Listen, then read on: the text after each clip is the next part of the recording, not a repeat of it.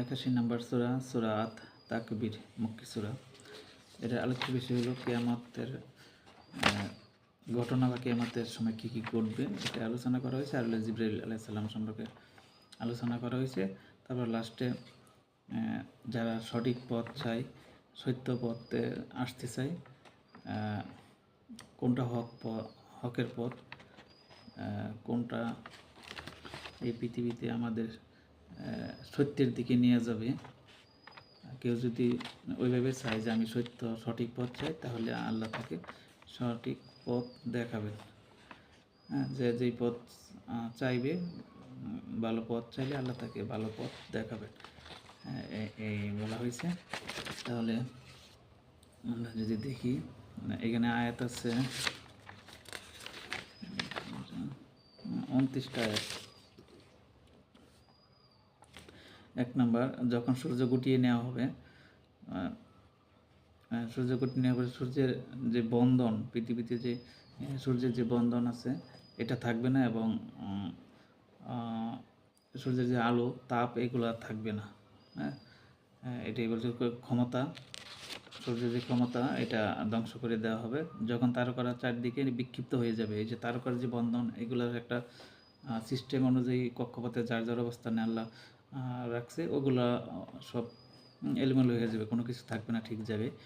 যখন পাহাড়গুলোকে চলমান করা হবে, যেহেতু মধ্যাকর্ষণ শক্তি থাকবে না, যার কারণে এই পাহাড়গুলো উঠতে থাকবে।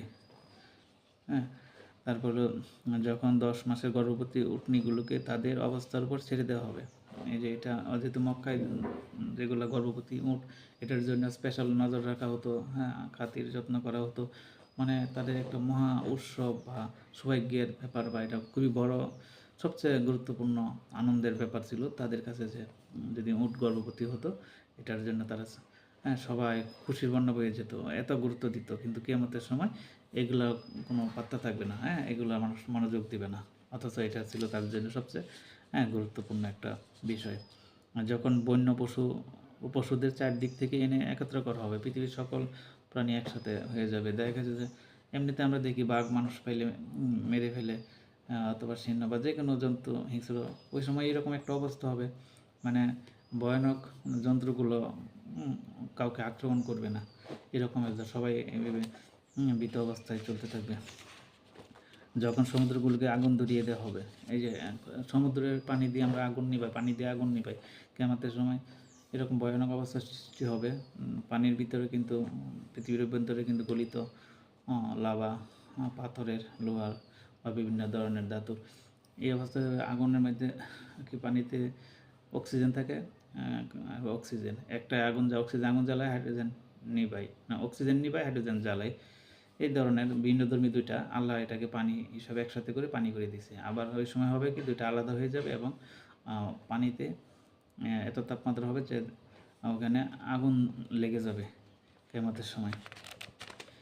যখন প্রাণীর সমূহকে জুড়ে দেওয়া হবে, মানে পানির সময় জুড়ে দেওয়া, মানে ওই সময় যে কিয়ামত যখন হয়, তখন প্রথম দিকে প্রথম ফুকে মানুষ মরে যাবে, পরবর্তী ফুকে মানুষ উঠে যাবে। প্রাণ সময় জুড়ে দেওয়া হবে, ওই যে যারা মৃত ছিল, কবরে ছিল, তারা তখন জীবিত হয়ে আসবে। যারা মারা গেছিল ওই সময় তারা জীবিত হয়ে আসবে বলছে। যখন জীবিত পুঁতে ফেলা মেয়েকে জিজ্ঞেস করা হবে, ওই যে আরবে মৃত বাচ্চা মেয়েদের জীবিত অবস্থা কবর দিতে, তাদেরকে উঠে আসবে, তাদেরকে জিজ্ঞাসা করা হবে কিসের জন্য তাদেরকে হত্যা করা হয়েছে। ওই সময় তো আরবে জীবিত মেয়েদের কবর দিয়ে দিত, তার অর্থনৈতিক অবস্থা ভালো ছিল না, এটা একটা কারণ, যে তাদের ভরণ পোষণের একটা ব্যাপার। তারপর নিরাপত্তার ব্যাপার, যেহেতু বিভিন্ন জাতি তারা আক্রমণ করে মেয়েদের নিয়ে যেত, নিয়ে বিক্রি করে দিত, দাসী হিসেবে ব্যবহার করতো, ওই ভয়ে মানুষ মেয়েদের হত্যা করে ফেলতো, নিরাপত্তা এবং অর্থনীতি দুইটার কারণে, এবং অজ্ঞতার কারণে। 10 নম্বর, যখন আমলনামার সমূহ খুলে ধরা হবে, মানুষের যে কী কী আমল করছে এগুলো সব ওই সময় দেখতে পারবে।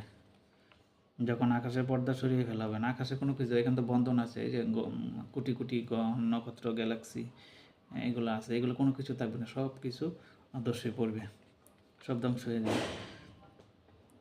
যখন জাহান্নামের আগুন জ্বালিয়ে দেওয়া হবে, হ্যাঁ, জাহান্নাম তখন মানুষ দেখতে পারবে, জাহান্নাম দেখতে পারবে আগুন জ্বলতেছে, এবং জান্নাতকে নিকটে আনা হবে, এবং জান্নাত জাহান্নাম দুইটাই দেখতে পারবে। যারা খারাপ তারা দুইটাই দেখবে, এটা জান্নাত এটা জাহান্নাম, এবং তারা বুঝবে যে আরে আমি এই জান্নাতটা কত ভালো, ওইটা থেকে আমি এখন জাহান্নামে যাচ্ছি, আমি যদি আগে বুঝতাম। আবার যারা জান্নাতি তারাও দেখবে, জান্নাত জাহান্নাম দুইটাই দেখবে, এবং তারা বলবে আমি হয়তো ভালো কাজ করছি বলে জানাতে, কিন্তু জাহান্নাম কত কষ্টের তারা এটা বুঝতে পারবে। জান্নাত জাহান্নাম উভয় পক্ষেই বুঝতে পারবে, কিন্তু যারা তাদের পাপের কারণে বা ঈমান না আনার কারণে, হ্যাঁ, মুসলিম না হওয়ার কারণে তারা জান্নাত দেখবে কিন্তু জাহান্নামে যাবে, আর জান্নাতীরা জাহান্নাম দেখবে কিন্তু জান্নাতে যাবে। তখন কিন্তু এখন সুযোগ থাকবে না, এখনও সুযোগ আছে। এই যে পৃথিবীর এখন যে আমি বলতেছি, এখনও যারা কাফির মুশরিক মুনাফিক তারা কিন্তু এখনও সুযোগ আছে, তারা ইচ্ছে করলে আল্লাহর প্রতি ঈমান আনতে পারে এবং মুসলিম হতে পারে। 14 নম্বর, সে সময় প্রত্যেক ব্যক্তি জানতে পারবে সে কী নিয়ে এসেছে, মানে তার ঈমান আছে কি না নাই এটা জানবে। যদি মুসলমান হয়ে থাকে হলেও সে কী ধরনের অপরাধ করছে সেটা দেখতে পারবে, এবং ভালো কাজগুলো দেখতে পারবে। 15 নম্বর, কাজেই না, আমি কসম খাচ্ছি পেছনে ফিরে আসা ও অদৃশ্য হয়ে যাওয়া তারকারাজির, এবং রাতের যখন তা বিদায় নিয়েছে, এবং প্রভাতের যখন তা শ্বাস ফেলেছে, এটি প্রকৃতপক্ষে একজন সম্মানিত বাণীবাহকের বাণী। এটা বলা হচ্ছে ওই যে নবী যখন ওহী আসতো তখন মক্কার লোকজন বলতো যে এটা শয়তান বা নিজে বানানো, কিন্তু নবী এখানে কসম করছে যে কিছু অদৃশ্য হয়ে যায় তারকারাজি, মানে তারকারা চলে গেছে, মানে কি দিনের আলোতে তারকা দেখা যায় না, এটাই বলছে। রাতের যখন তা বিদায় নিয়েছে, রাত শেষ দিন আসছে, তাহলে দিনের বেলায় মানুষ কিন্তু স্পষ্ট দেখতে পায়, ওইটা বলছে। এবং প্রভাতের যখন তার শ্বাস ফেলেছে, এবং প্রভাতের মাত্র সূর্য উঠছে, এইটা এইভাবে বলছে যে অন্ধকার শেষ, হ্যাঁ, এখন দিনের আলো। এটার শপথ নিয়ে বলছে যে এটা একটা সম্মানিত বাহকের বাণী, মানে হলো জিবরাইল আলাইহিস সালামের বাণী, জিবরাইল আলাইহিস সালাম বহন করে নিয়ে আসছে এই ওহী, এটা বলছে। হ্যাঁ, এটা যিনি বড়ই শক্তিধর, এই জিবরাইল আলাইহিস সালাম হলো ফেরেশতাদের মধ্যে সবচেয়ে বড়, হ্যাঁ, একজন সম্মানিত, আরশের মালিকের কাছে উন্নত মর্যাদার অধিকারী, আল্লাহর কাছে উন্নত মর্যাদার অধিকারী। সেখানে তার হুকুমে মেনে চলা হয়, এই ফেরেশতাদের বস, সেখানে কিন্তু এই জিবরাইল আলাইহিস সালামের হুকুম মেনে চলা হয়, তিনি আস্থাভাজন, বিশ্বস্ত একজন ফেরেশতা।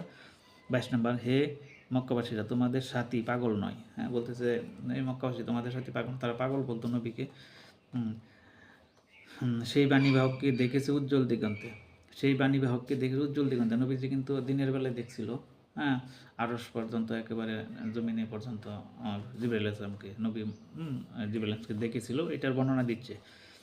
আর সে গায়েবের ব্যাপারে কৃপণ নয়, নবী গায়েবের ব্যাপারে কৃপণ নয়, মানে কি নবী যে ওহী, মানে এগুলো তো গায়েবী ব্যাপার, ফেরেশতা এটা দেখা যায় না, এটা আল্লাহ, আল্লাহ, ফেরেশতা এবং ওহী, এই যে আল্লাহর কিতাব, এইগুলাতে গায়েবী ব্যাপার, এগুলা নবী কৃপণ নয়, এগুলা জানাইতে নবী কৃপণ নয়, মানে নবী এগুলা জানাচ্ছেন, এগুলা গোপনে রাখতে নিজের কাছে রেখে দিচ্ছে এরকম না, নবী এগুলি প্রচার করতেছে, এই ব্যাপারে সে কৃপণ নয়। এটা কোনো অভিশপ্ত শয়তানের বাক্য নয়। এই যে রুহি আসছে কি কোরআন যে নাজিল হচ্ছে ধারাবাহিক, এগুলো শয়তানের কাজ নয়, এটা তো বুঝেই দেয়। শয়তানের কাজ কি? শয়তানের কাজ হলো মূর্তি পূজা করা, শয়তানের কাজ হলো হত্যা করা, শয়তানের কাজ হলো খারাপ কাজ করা, হ্যাঁ, শয়তানের কাজ হলো কী বলে মানুষকে পাপের দিকে নিয়ে যাওয়া, নিজের ব্যক্তি পূজা করা, বুক বিলাসে ব্যস্ততা, এগুলো শয়তানের কাজ। শয়তান কি বলবে যে তুমি অপব্যয় করো না, ভালো কাজ করো, এক আল্লাহর বিশ্বাস করো, ভালো কাজ কি শয়তান করে? তাহলে এই যে ওহী আসছে, কিতাব আসছে, এগুলো তো হলো ত্যাগের বিষয়, মানে ত্যাগ করাকে বোঝায়, হ্যাঁ, আত্মত্যাগ করা বোঝায়। তাহলে শয়তানি কাজ তো বুক, বুক করা, ব্যক্তি পূজা, বস্তুবাদী, তাহলে শয়তানের কাজ তো এই নবী যে করে গেছে এগুলো হতে পারে, কারণ লস প্রজেক্ট শয়তানের কাজ না। শয়তানের কাজ হলো প্রফিট, লাভ দেখাবে সব জায়গায়। তাহলে এই নবীজি যেই দাওয়াতি কাজ করছেন তাতে নবীজি তো অর্থনৈতিকভাবে ক্ষতিগ্রস্ত হয়েছে, ব্যবসায়ী ক্ষতিগ্রস্ত হয়েছে, পারিবারিকভাবে আত্মীয় স্বজনের কাছে ক্ষতিগ্রস্ত হয়েছে, সমাজের কাছে, সবার কাছে সে ক্ষতিগ্রস্ত, বঞ্চিত, অবরোধ, বিভিন্নভাবে বঞ্চিত হয়েছে। তো শয়তানের কাজ তো বঞ্চিত হওয়া না, শয়তানের কাজ হলো খালি রিসিভ করা, হ্যাঁ, ক্ষমতা দেখানো। তাহলে নবীজি তো লস প্রজেক্ট একটা নিয়েছে, তো লস প্রজেক্টটা কোনো শয়তানের কাজ হতে পারে না। হ্যাঁ, 26 কাজী তোমরা কোথায় চলে যাচ্ছ? হ্যাঁ, এই কাফিরদের বা মক্কাবাসীদের বলা হচ্ছে, বা এখন সবাইকে, এগুলো তো ওই সময় আসছে দেখে আমরা বলি মক্কায়, কিন্তু এগুলো এখনও পর্যন্ত সারা পৃথিবীর সবার জন্য প্রযোজ্য। এটা তো সারা জাহানের অধিবাসীদের জন্য একটা উপদেশ। এই যে নবীর দাওয়াত, কোরআন, এগুলো হলো একটা উপদেশ তোমাদের মধ্য থেকে এমন প্রত্যেক ব্যক্তির জন্য যে সত্য সরল পথে চলতে চায়। এই যে সারা জাহানের জন্য উপদেশ, ঠিক আছে, কিন্তু তোমাদের মধ্যে থেকে এমন প্রত্যেক ব্যক্তির জন্য যে সরল সত্য পথ, যারা সরল পথ চায়, সঠিক পথ কোনটা? কাফিরদের পথ, মুশরিকদের পথ, নাস্তিকের পথ, এগুলা সঠিক না আল্লাহর পথ সঠিক? এটা যারা সঠিক পথটা চায় তাদেরকে এখান থেকে সে সঠিকটা পাবে, আল্লাহ তাকে সঠিক পথ রাস্তা দেখাবে। যদি কেউ মন থেকে ইচ্ছে আন্তরিকতার সহিত চায়, তাহলে আল্লাহ তাকে ওই রাস্তা দেখাবে, ওই দিকে নিয়ে যাবেন, কিন্তু নিজে ব্যক্তিগতভাবে চাইতে হবে, এটাই বলছে। তারপর 29, আর তোমরা চাইলেই কিছু হয় না যতক্ষণ না আল্লাহ রব্বুল আলামিন তা চান। এটা আল্লাহর ক্ষমতা বা আল্লাহর প্রজ্ঞা। আল্লাহ যে সব কিছু মানুষের গোপন কথা, মনের কথা বুঝতে পারে, এটা আল্লাহর ক্ষমতা বোঝাইছে। হ্যাঁ, দেখা যায় আল্লাহ ভালো মন্দ যেটা করুক না কেন, ক্ষমতা আল্লাহর। কিন্তু মানুষ যদি ভালোটা চায় তাহলে ভালোটা দিবে, কিন্তু এরপরেও খারাপ চাইলে খারাপ দেয়। এরপরও ক্ষমতা, এগুলো ব্যবহার আমরা সবাই করি, খারাপ লোকও ব্যবহার করে, ভালো লোকও ব্যবহার করে, কিন্তু ওই যে আলটিমেট ক্ষমতা বা ওইটা আল্লাহর হাতে, এটা বুঝেছে। কিন্তু ভালো চাইলে ভালো দেবে, খারাপ চাইলে খারাপ দেবে, কিন্তু আল্লাহর ক্ষমতা আছে ওইগুলিকে কন্ট্রোল করার। হ্যাঁ, এটাই। মানুষ যা বলে, যেদিকে ইচ্ছা যাইতে পারে, কিন্তু এরপরও সর্বোচ্চ একটা পাওয়ার আল্লাহর কাছে আছে, যে ইচ্ছা করলে এগুলো আটকাতে পারে। কিন্তু স্বাধীনতা দিচ্ছে, কিন্তু আল্লাহর ক্ষমতা আছে, এটাই এখানে বুঝাইছে। যে কেউ যদি মনে করে আমি এটা করবই, হ্যাঁ, আমার যা মন চায় এটা করবো, আমি পৃথিবীর 800 কোটি মানুষ আছে, আমি 600 কোটি মানুষকে মেরে ফেলবো, সে ইচ্ছা করলে পারবে না, কারণ আল্লাহ সব কিছু, আল্লাহ মানুষকে ওই ক্ষমতা দেয়নি। হ্যাঁ, ইচ্ছা করলে সেটা পারবে না।